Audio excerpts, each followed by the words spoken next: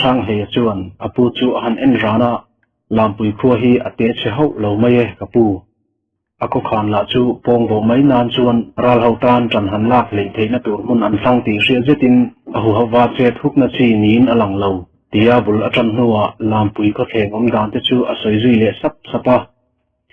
atu pai heti asoi ta ka hian lalngur khama chuan ngai dan alo nei ve mek boka lampui khua hi reilawa anram chein arin kat to awangin hemi nuwa sang hlean rol rala ache du thu aran soilai po hian apulal ngur khama hian rem atiklat lo ngoi te tai te irop na om tak ani ti sarang maila anli te somdon inan thata ka hi chuan che ronlak antum hal ngei donin alang ria ve hi nang ni ho an zui mai dana cheu hian achiang tokin ka hria wani bera he wang hian kho khana hian kul khau jok kan pu angai ni a han ti char chara ma se sang le chuan apu chu a han khek le deuh ha a chuti tura irin le kan khotlang walten khan chu lo theu khau so sela chuti chungin kein lampui ho chu ka han bi ma sape tak reng ange hetia khal kan tum zel lo zungin keini aya kholian lampui ho khi kam ne hne donin alang lo ani kapu a han ti le a chuta mel jong apulal ngur khama chuan raltit na hmuna tlatreng aram ti to lo hle ti le ama maya chet lak thei chu aram ti lo zual hle ti chu aram sei chuak ta lo lo a kan pasal thate jinga iche thi chu karem ti e tai te ma se nun der thon lu tup na hmuna mel jong ka thla fal phal thei to ngang lo che ani e ati tamak maya ma se sang hle chuan apu chu anor le ngap na ta ahu hawa chet lak na azong ven thon ngai atam mani e kapu chuti ni lo se hei an silai po hi kaman sak thein karing lo hial mai kein ka han bom ma sanga chuti chuan chet rum lak an tum dan nen lam an ral reng hriat tumin an lal dar ko pa in ka han bi ru anga chumi hulama zong an ral rel dan kan hriat lok diam to don awangin keinin an ral rel et ne thei dan tur kan ruam han fel duak thei zo kang kapu atile ta sata chuta me zong lalngur khama chuan atu parot na chu tha ati rupe ta hlea ma se ama maya kal tur chuan alarem ti hlei thei chuang lawani ti aron soilea kan khotlang wal te jinga thapui khau tur irin ver mi pali tal hruailangin chuti ani chau chuan kal tala kangai po angam ve deuh mana a han ti velea chu vele sang hlei chuan apu chu anial velea zantai re thlenga an hanin hial pap ta ka chuan ithu idu na hian ilu ruji a pho lang chiang thri memo tai te idu ang le chuan han kal le ta popla maro chu ikal lam le holam hun man tur nen zanli aya rei ithang karen ti lo ti shathot la atha ange chu mi lam lama ilaron ho ta lo fo ani vai zongin ke ma nge hian karon zong chi anga ka thi tak le ka tu pata na thi kani mai e ati ta khau maya chu vele sang le chu ameng fi ngal ko ka akal lam le holam nen alo bera san ruktal thanga ulukzo ka lampui ho bi thak alo ro man laya apu in zanli chi hun ape tamai chu alung oi lo ve na samaya ma se apu thu to chak tak chin hi chu hial mi ani ho lo ti hi a shakhiau thawa hei wang hian apu thu to na chu abuk sil ve ngat nuwa karwa man dan chen khat chu ka nol chen angai don ta ani chule kapu ati ve sak nuwa lungoi takin zolbuk chu apan ve ta a sang hle chuan hun rei rial atum lo buka atu jing wartina chuan an khoram wal chin chu apel fel le thiak to a chu min hulam chon hulama me phei chuan an khothen om ko khat ram chin po apel ta hial mai zanlama po chol ei levin apu in hun apek bichil zet threng chung chuan akal ngat maya akal ma sak khan ram chin a thir fi to buka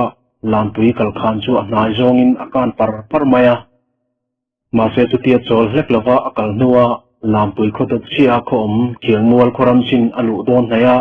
an kal lampo an hel kham sang zet an tlak thenna chuan chu kham loi thang deuh hleka mei cher de thua chu amit thazet chuan azuk mutatlat maya chu ta zet zong ama zana apuin asoi an khotlang walte in han that tanual sia heti sim chuan an ron che chu khar don lo tai te tia asoi kha adik donin alangta sang hle chuan apu thu soi sarang chung chuan chung mei de en fia tum chuan film kurzetin apan thathuaya reilawa chulai hun chu atheng thathuaya chu athil huwa chuan apu thu soi kha adikna amu chiang takher mai làm bùi khắp pasal trà sa chuang ma te chu kham he na thlang lam khana chuan thian chi kim nen an lo kal nguai maya an jinga chuan wangtlang ma pui hnuaya ani mu pasal trà pathum te jinga pakhat patem he sezet mang su ka po kha a mu chiang hleya chutia mang su ka han hu ta ka chuan sang hle chuan lalda ku pa chuan awuna khuwa te pasal trà po alo pun nge ti chu a hriat china wang chuan pasal trà mi za chuang lo nor le tur chuan an khuwa chu an lian tok lo hle ti angai to kai ran renga chuti rual chuan lampui pasal trà ho jinga chuan mang su ka ti lo wangtanga a mu midang ka chu tu ma a mu ho lova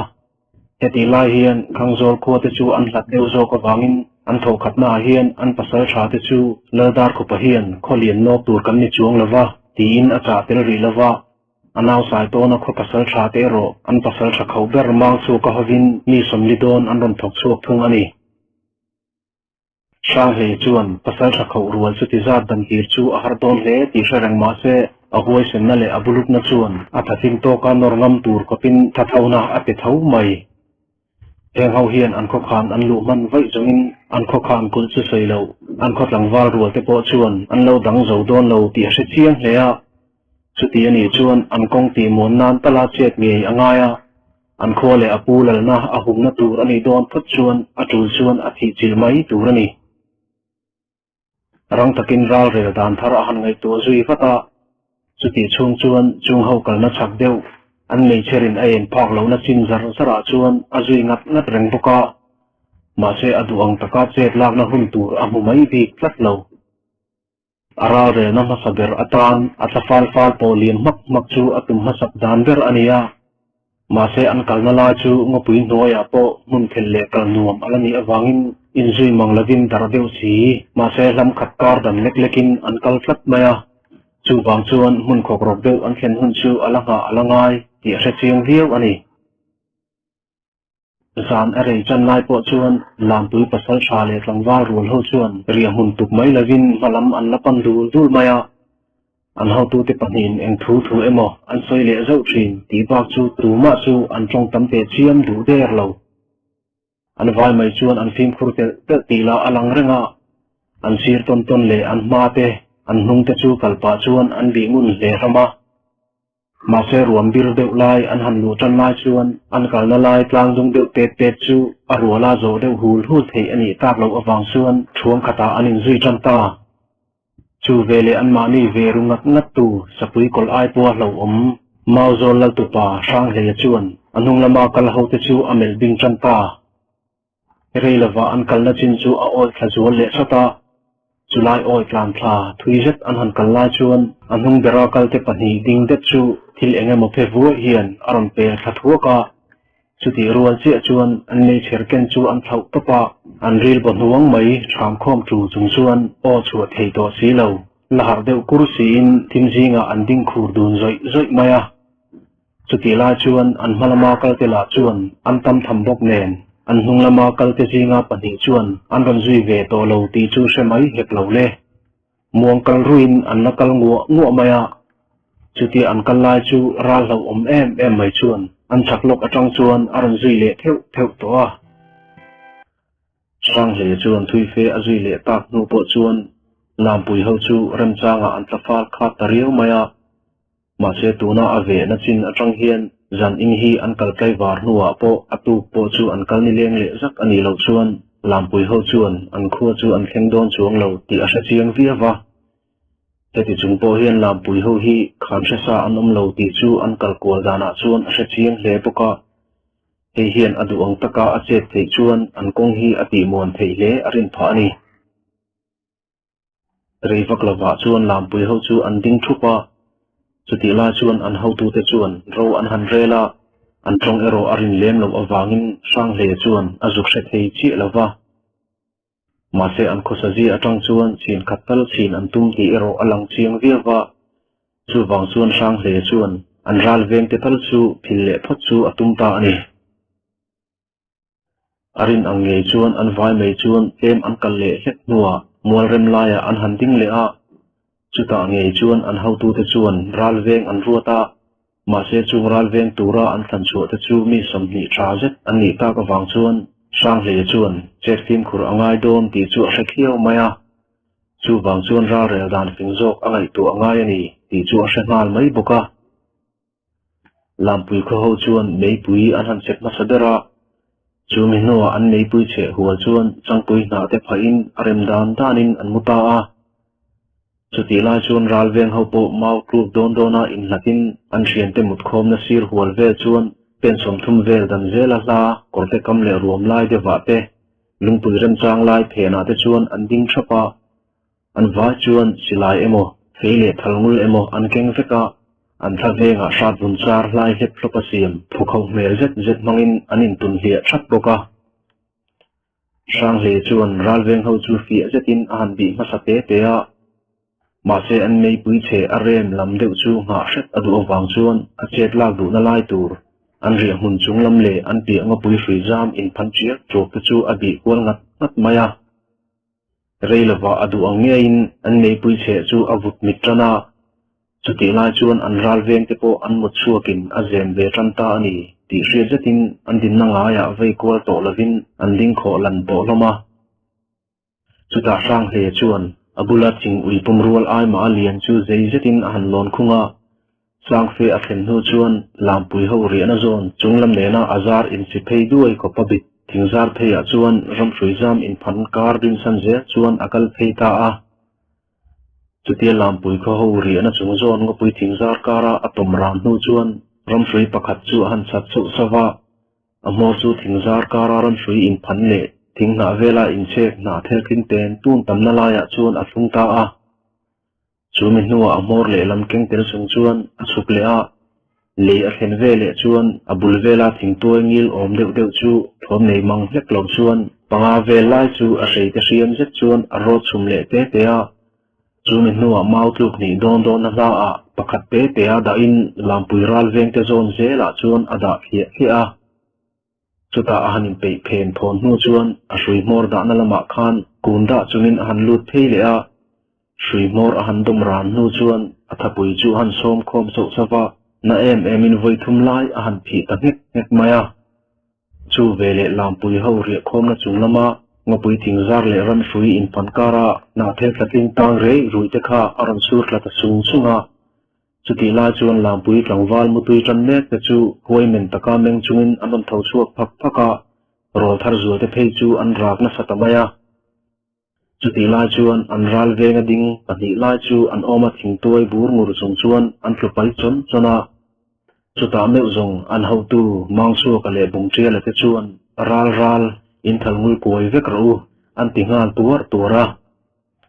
ma se chuti an aulai chuan an ral veng te zona meipui na en phak to manglo china thingle ram hrui oi seng chungkara thil engamo phelem le thuak thin chu an han hu thuaka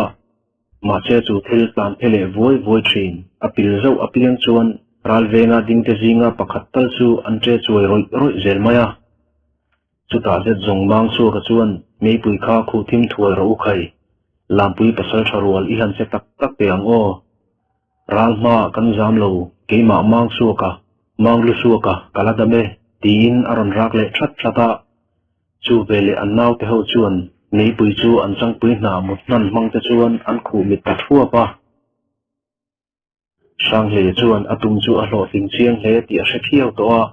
an mut khom na lai a han thong ka sa zet chu an nei pui to an timin rang hle mai chuti a thim ta grupa chuan a thing tuai feida an hun kha chu a tlan thing le zuaya thing tuai lo muzar a zupan rual chuan rang zetin a lek ko zoka a kho chu ngal puat maya chu vele ami kho pa chu an hung lama leng lop khopin a thlu thuaya chuti ani chuan sang le chuan atumang chin a thing tuai da lok panga te mang chuan ra lo su mi panga a kho lumta chuta atho ni nan lampui ho an ri mun thing zinga an tlan ko kal nuk le an wak dar me te chu amit thazet chuan a han bi le rana chu ni nuwa a sei te chu a phoi le ta da mai le lampui ho chuan ama zong chuan hriam lek sa vikin an ron zong nek to ani ti sakhiau chung chuan a hun thak tum chuan an ri khom na mol marlama chuan a han tol lu ta chuti la chuan lampui kho ho chuan a chak fe a chuan an silai te chu an rin ka le dok thina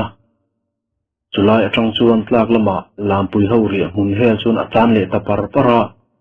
chuti lai chuan azup bo masak na lam an ria mun mual et chualam chu lampui ho chuan an lo lu chho ve meka heta chi hian amit thazok le ral rel thiam jok tanana na chu sang hle chet na hun aum le takhiau mai an ria mun mual te liam tlak lam a han thlen ve le chuan chakzetin an ria mun pan chuan a han tlan chho le a chuta an ria mun vela an thian te thlok turan loin sangmar phan ni som aya la tamma a han ton dar le tamai chu an thom arap thak le takher mai ral ho chuan silai an rin ka thuai na kara chuan an zinga eng mihring fako nge ti po hriat lo palian zet le cherang zet ron tlan lu thuak mai chu himzinga chuan hlei thei hek lo le chu pain thil hriam tak aron vai kol rual chuan an zinga mi pathum lai chu thek roi chungin an hruhnok noka chu mi hnu chuan aron let le lam chuan midang tlan dar me te zinga pakhat chu aron lakang foa an thlang lungpui chunga tlazoi hnok khopa a han vor tamai chu lo rual ani to lo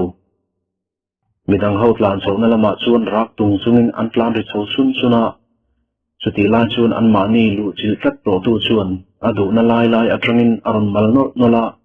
voi khat kut a thak to tela tu ma chazui hlei thei an om lo hle zel maya ma se chuti an tlan chilai aron mal ngau lai chuan an ho tu te pani chuan an auri chu an ron hria ti hria jetin kan hung lama khuan le ngal ru tu na mong lavin tin an aw le tura ma se mang chu ka le bong tre la ten an ri mun lam nga tura an da te an han to lai chuan chung ho chu an boi phi li dan atang chuan ral ho om jet khan alo thong le ngei to ni ti an thre chiang ta hle ya chuta chi chuan an ral nor lai chu mihring ni tura an ruat pamang lo hle a chualam epa a pheliam lai an hmu lai renga an lain eng tin nge an ri mun tlak lama alo zup lu le man ti ngot mai chu an ngei to na sa ti chu an om dana chuan alang reng maya ma se mang su ka le bong tia la te pani hi thi hlau mang lo khopangol tot an ni thlat awangin an chunga ron se vak hi huai ani chi em ti tal fi aduna an nei tlat chuan aron nor tang le ata naw te u kan hung lama ula khulaya la tap te khu i han zong te ang u in thalngul koi reng ula in pho te kha in malama da reng te u tin an aw le thata ma se chuti an naw te ho che dan tur rila an aw that lai chuan an thlang maya chuan pakin na tur tre on rai thom aron suak le a mau zol lalpa ngur khama tu paro thap sang le a han che tak me zong chak kholian pani pasal tharul te po chuan an boi pha le ti lo rual ani talo an thom han re deu tuk nuwa an hanin zon mu le meu chuan an zinga mi pakua lai chu an lo thireng to maya chung mi pakua te ba ka chuan lian pui tur ko chung ka deu pura lo wak thei mi pathum an han zong hu le a chuta meu zong an chunga thil enga moron chewak mi hringe rammi ani ti po an hriat man meu lo chu atam jok chuan an ri ta hle maya ma se an hotu te pani chuan chu thil chu enge ani ti mola chuan an ril ru an sor bing na sa hle a chuti line chu thil la chu te me re takin are mak to a anu ma la chu ngopui nuai le du de plup mun ani awang chuan an ho te nu nen fir ran hlei thei ni hek lo le ngopui dur zat nuaya mel mai in mu thei kopakol ron engin an omna aron bo en vil to nu te chuan kan tlak na ruam hi huai ho te liam kon ani hi langkati kan hun ton dan pe hrian ramut zui zel po min ti chak lo lekin ka hemaye ti in bong tia la chuan mang su ka chu aron sut to maya ma se mang su ka chuan helai ngopui hi kan chu san hulama chuan min zui to lo tura nga yang kan chu hun la hun sha pi pu te chena ramut hun chat ani nge sia voi khat kan chet boi hi kan ral bo tur thul pha na kan man mai zongin kan lal te mai tlang kan hungam to na le ala ti sin rat maya sang le chuan zanama lampui kho ho a thona lampui kho tlangwal ten chilai an pong me pu zinga mukhat adon amal ding lam chung lama tang thlat mai chu a chet pi le theidon nge don lo ti chu angai tu na sa ve le a ma se a hun tha chu bo zui zel lawa an ni ho thir liam mot mai chu ala poi phaviau don ti chu a han ngai to le wanga chuti ta ka chuan atom na lui te nar lama chuan a han wak chapa chuti awa lai te chuan amal ti rol kal tlat to tu silai mutang tlat chu nok ati kher maya lui te nar a han thlen chuan arala lampui kho ho tom na lai chu a han thlir thawang wanga chuti la chuan an ni ho tom khom na la chu min ni la chuan lampui ho chuan an chu san ngei don ti a hriat reng awang chuan an kal na om lam chu a chuan khal nge an ngai he to ti te chu a ngai to wang ranga chuta amal hiam la chu a han ti le rana akal hlep po ati rol akam kal tlat to awang chuan engpin emotak a hiam la chu ati angai ni ti chu a hriat kher mai a chak deuh hleka sumbul na chu a han noi noka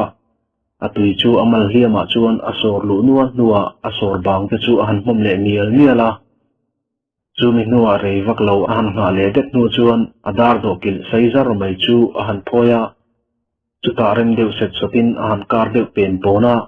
amal hiam lai chu a kher tangar ngar maya chuti a han kher tak china te chuan amal hiam lai chu a thina sata hle maya ma se aril ruman mo tlat to na le abuluk na chuan tluk pui tok khopa hiam pui ani lo chuan ti in a kher zui zela chuti be lui tanangak na chu ko a engine viau to lai chuan amal hiama silai mu thir them tang chu a phor thei tamaya chuta sumbul na le jun pil te chu a hiam la ya chuan an no le noka chu mi nuwa an na then khat mom le mial pa chuan lampui kho ho le tur chuan lui te nar atang chuan marlam panin akal le ta ani sang le chuan ral ho ri mun an bi zok nu chuan an liam na om lai chu han zui le ngal sata heti lai hian a liam chuan atur na hle chungin atum na le alulu na awang chuan ral ho chu khoi buai le man ngei alatum nget hle a ma sen ni leng deuh tho an sui nu po chuan ral ho thom le an mel reng chu a muta tlep lo zan aron thim hle to po chuan an hu chui chuan alakal zela zan lai khleng roka a han wa nu chuan kham sang zet nuai lungpui khokrok zet mun ngopui thim em nuaya azuk nang le ta ani ral atanga a han en mai po chuan lampui ho chu an ral khe sa tlat to ani ti chu sang hle chuan a hre chiang hle a chu wang chuan a ma jong aya fim khur zual hle angai to ti ain hre chiang to hle a chu mai ba ka amal hiam la chu atui ful bun tur de ut reng awangin aduang taka tlang chak thei ani to kher lo thei ti la ain hre chiang hle a ma se an kho thleng raka lo zongin an kho tlangwal rol te tan la nop le chi an ni lo ti a hre chiang hle mai si an jinga khan mi som chuang chu a khoi to nge ya ma se an vain mi za chuang an ni meu awangin mi za bor vel te chu an kho khan kul khan ala dor zo don ho lo an tom khom na kham chung maya chuan azut wak nai le hreta chuti a han en fie thei ta ka chuan ral re dan dang angai to le tangat ata mangsu ka le bong tia la te chuan an nau te ho chu riau to chu an han pui thin an ri mun ma sa a an han in chiar khan an jinga mi som chuang an lo tuk to awangin an ma ni ron khoi tu kha enge ani te hret chu ti in an phun le sup lo thei lo an chu ti to line an nau te ho ruang jinga khan kim lo pani an lo om fo ti le chu mi te pani ro chu an zon fe point an mu zo ta reng lo mai kha ania chu ti ani chuan chu mi pani bo len ta dai ta chu an riam mun an thlen thak ma khan kha thil engemaw khan alo pu bo man em ni ang ti te thleng chuan an ngai tu kai ta zela heta chi hian an ma ni ron chok boi tu ngei kha rammi engemaw tak ania an ngai ve ta deuh riau maya ma se chung an ngai dan an soidun te chu an nau te ho chu hril an rem ti chi alo ve a engpo ni se an tum hun mau zol khuwa chu bo hlen hring thot chu an tum tlang ta thawa heti lai hian an nau te ho la an trit ngain an la tri ru vek maya chu wang chuan nei po eng takin an chepa ral veng po mi som thum aya tamma an dinga chung ho chu in hu phak vekin an ding theuh boka ma se chu ti chung po chuan an jinga rol thar deuh te chu muna an meng tlat renga an hrian thi ta te ruanga kuthak na hnu ma mul khan an tiril azen jing hle reng lo thei lo ani chuti an chaw luat lawa ri mun sol ve tanana chu mangsu ka le bong trial te chuan an nau te ho chu mu hi tur chuan an han tura natuk zan lai vela chuan mau zol dai kan sir kai to tura kanin ngai awangin natuk lam chu sin khat po sin arem to don lawa zan in che hi ri rufim zo kan put theina na kan sol thei hun zan ani e ti in bong trial chuan an hun ruak man lok dan te chu a sei sup supranga mà sẽ ăn nào thì hậu ral khề lệ rư rù trì riêng tổ chú ăn xin lệ thế chuông lắc lâu kan hun tom te shep hian ral rama po kan chuan ati phum ta da ang ti po thil lo ani ma e ti in tlangwal chen khat te phei chuan le mai te chu poi an ti lo thu an ron soi ve ta hi ala mà sẽ ăn hậu tu te pani chuan kan thlen chin a thui to hle sia eng kan ti to em lo tura inga yang u mauzol ho kan han nor klom huna meu zong ral lu in han khai ho anga kan nal tu la lam kan han phai jan khuwa mai anga kan nula le tlei rol mal var tha te choi moi in han lo bok anga chu la valiam hun nga le vo chu ei chu ta meu zong kan tam na chin atang khan kan lo let le mayang ti ka va lau ve mo in ti to mai o masin ti in mang su ka chuan an nau te ho chu bo ruak jang jok an ngai tu theinan thiam jetin thu pui dang aron lakai ta thuaya sang le chuan lampui kho ho chu an fia pau le an ra chu riau mai ti chu a chiang tel maya an ral veng tela amma ami le ta tam anin da to mai ti alama in nai zeta in ban phak deu thorin an ding tlak to maya chu mai ba ka mei pui la chu mun khat mai tu tok lavin mun ni la ya an chepa chu ti chung po chuan an jinga tam jok chu an mu hil lo ti hriat zetin an let hlom maya chu ti la chuan an ho tu mang su ka le pakhat chu an sing tui chiam lo ti hriat zetin akha tokin an lu an kan ar renga an nau te ho thir kual chuan enge machen an da kual chen mai boka chu ti taka an ral khel ruk tlat reng awang chuan sang hle chuan ral rel dan dang a zon ngai ti en thu chiang ta kher mai a om na kham ko liam lungpui kara chuan a han tol lu ta chu ta tun tun zet chu subdar an har ko dan tur chu a murenga nei puila an ria mun atlanga mau tu nei dona hla chu lang uar khopin an sem eng hlua chuti ani chuan chunglam atanga bo mai po angam om to lo ti po alang reng mai ma se sang le ril rupin le ngai to na chak zet chuan chek phung danglam tak tur angai to chuak thuta chuta zet zung amma a ani tha ta ke za tal kha chu anu bo le the nge yarin na lian tak anei ngal thuaya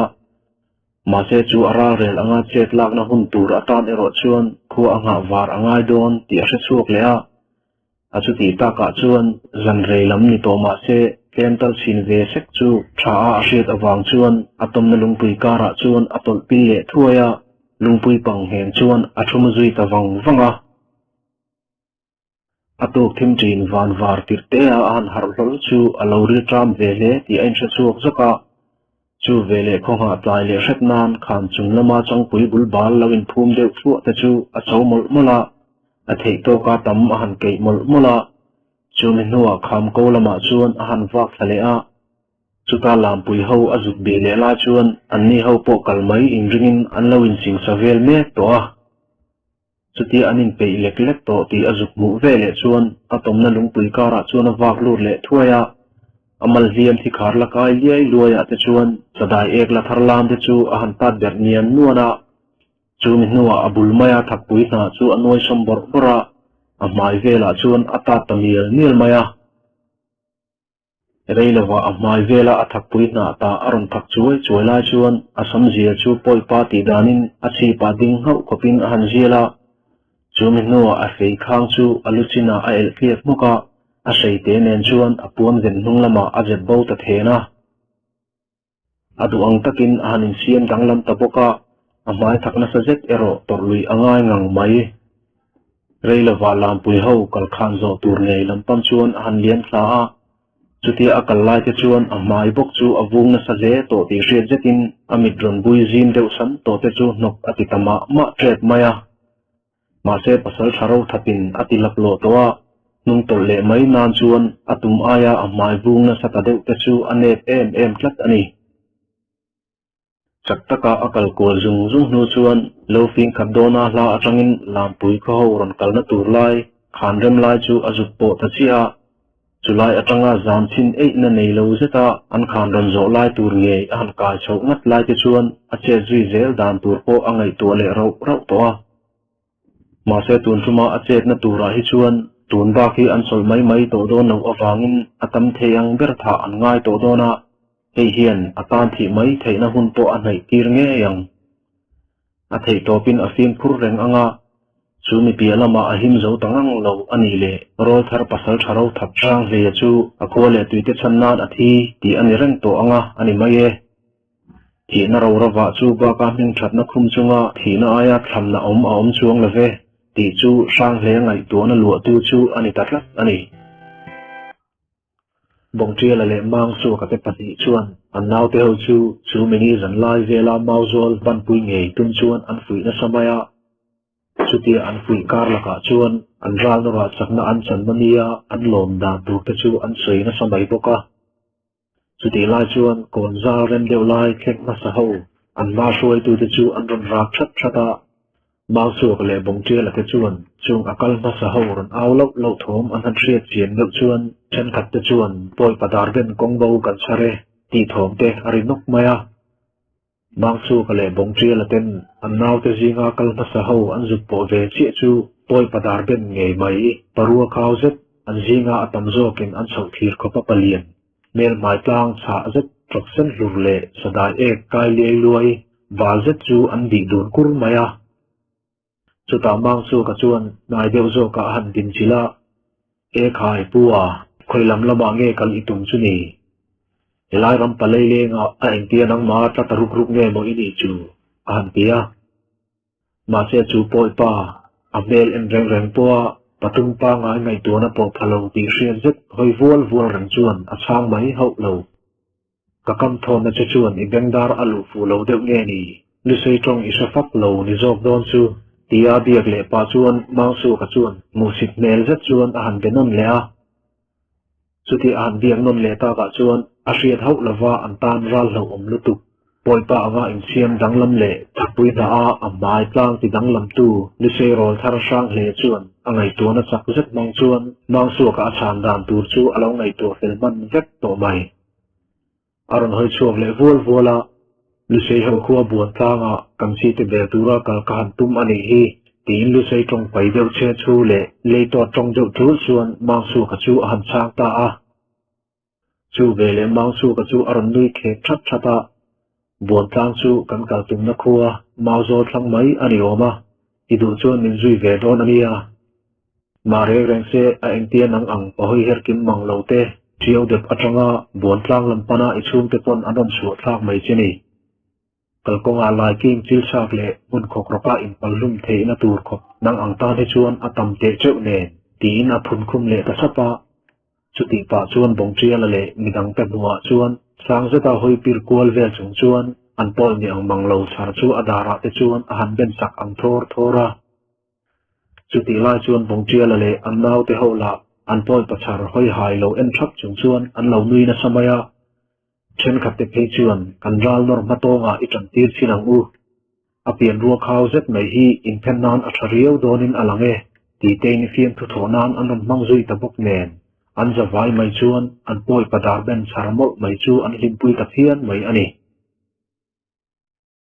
sang le chuan lampui havin an han hai chiang ta em mai chu a chet funa nge ani don ti hra chiang to lea ma se apong taka chet lak ngot ero arem don lo chu mini ni lenga an kala zanlam an ban kai chau huna na sa zo ka chet lak anga nge dona hemi zan hi an khu an phen hun tur ani awangin hun ero anei tam lo hle ti a hra chiang via vani sang he hian arem tha theina tur anel rang to ba ka an hau tu te pani mang su ka le bong chia la te pani mol hi tha nge adu le a hemi te pani a tha the thot chuan lampui kho chu andar nge dona chutia chudar anni to chuan ra re tur anom lo anga atam zo te phei chu ngopui noya an ram sin na dai ngai lo na ram pil rin zeta hian an vak lum thak nge don ti alang chiang le a ma se aduang taka che tur ero chuan hun tha le rem amu anga ya chu hun chu atong ani vai zomin la athiang lo tluk ani don ani hemi pela ma hian he ara rel hi ala tlafu thelo ani chau chuan ti in sang he hian ra rel dam chi khat wal ala kam khiawa chu an khotheng zaka zuya an khomi te an norna a tel zui zel ani eti an kalkonga hian mang su ka le bong tia la te hi tha atum viawa akar lakrem chang a hmu chuan an nau te ho po a phil zeu zewang mà se atum hi a hen thei ka lo ani chuan soi tawngin an khuang nge an deina atilanga chuta chuan arem dan dana che an ni to dona wangin bang su ka le bong tia la te chu tha theina hun ain hong zau hle to dona ni chado thlang her seta chuan zolui te luang mun ran zeta an han chola July ra thlang lo fing thum vel chu an koram bal chin ani to ti chu sang he chuan a shakhiau vi to mai te ti lai hian mang su ka le bong tia la te ro chuan an khuwa mau zo ram bal chin an lut don nai ti hi an that hian ve chi lawa chu bang chuan an nau te ho chu tu man thapui tha zoi oi ani to na ve kan ma khuan lo fing eng zat nge kan na thir pel angai don ti kan hramai ri lawa kan tum ang diakin kan lo thei thim rin rualin mau zol dai kan ban man ram po ani chau theye tin an nau te ho chu an pui na sa hle to a sang le ro chuan ari ruwa mi ver ver chung chuan bong tia la phe pui ram la kai chu alo ngai tu ve khiau renga bong tia la chuan a thut mun chu aram tho san thura khoi nge kan poi patar ben chu ka ham son sei ve reng reng pe ang khai ti le an poi mi ang mang lo char bula ron kal chu a han ruala poi pa bul aram thlen chuan a mai thluk dung sei zet thal hu khop chuan poi pa lo throi vual vual lai chu a han thlek huwa kan na vate ho la chuan kan kalna tura i shuai lut ve lo lo ang u khai an ti mai che sia ke ni ho hian kho pakhat kan run dona i lo tel ve mai du lom ni puwa an tia bong chia la hian anaw te ho fiam thu ang takin apalen chu rem changa mana in phen na na re lo te kal adai aring klat ani poi pa chuan bong chia la chu aron thek de usuka chuta sil thi oi de du khopa ake hui nuwa le lam a hoi san le tamaya chu ve le bong chia la chuan apo sam zial ding hau maya chuan aron po sam de ulapa puwa kakam thon mu che chu iman phalo nge min han hai der ta vel ni zok ni kan lim pui che alea iming te la chu kan lo zo ta lem lo chea kan ral normal lama itel ve don ta sia iminga kan kau theinan che iming min han sil ta lamole antia chuta poi pa chuan bong chia la chu amit in zim hlei sun khopa amit ko vun in oi hlei de pur chung chuan ap mel zetin aron bi let ve rula ke yeng chu buan chewa nanga bing ve tu ni mo aron ti tarawa chu vele an vai mai chuan an nui le ta ruwa mang chu ka phei chuan kodom na vin ti lui na tlem tel hlaka nuin a pe huam lai te chu a uak chuak puat maya chu ti lai chuan bong tia la nui zata salavin alo nuya tuna itlong kam lu sei ho hlashil chammi manga zona min han zo let na la kha han chan le te khai puwa kha meu kha zung keile kan koi te hian kan him pui acha ti hei rual vani su ti pain ala nui butluk tluk maya chutia bong tia lan an fui bol ve ta china the chuan poi pa la chu aran phur ve so chawa nangni in huna ke ka huna tia samang kanin chen hun chuan e parte thang van zo la khian nangni ho nen hian kan le indi thiang le rualang chu an ti le tarawa chuta zet the chuan an vai mai chuan an tho te chu an fei te chuan an khong thum tlura khu wang te u lo ti dam mol te u khai kan poi pa hoi vai chu mai hi papa ngaya chu ka tan ai talua e ti in bong chia la chuan papa ngai chu ni ngat sela chuan la sil chammi thenga ti mi tura angai hial thu te chu mi butluk tuk chung chuan a soi chu pe hiala chuta adu to ka han nui nu chuan anaw te ho lo la nui butlak plak lai abana vai re ngal duk pa chuan nai se ta poi pa chu a han bi le a ke ning ve chu e lam pui mi sang bong mi huaya chiala ra that pa kan ye ti pain poi pa bek sam chu then sok khopin han thi saka longai reng ro khai kan ral nor matonga itang anga ra lak sum i han chang ve anga hausa takin kan rolin triau de pa in khuwa chuan i let ve le donia atile ta supa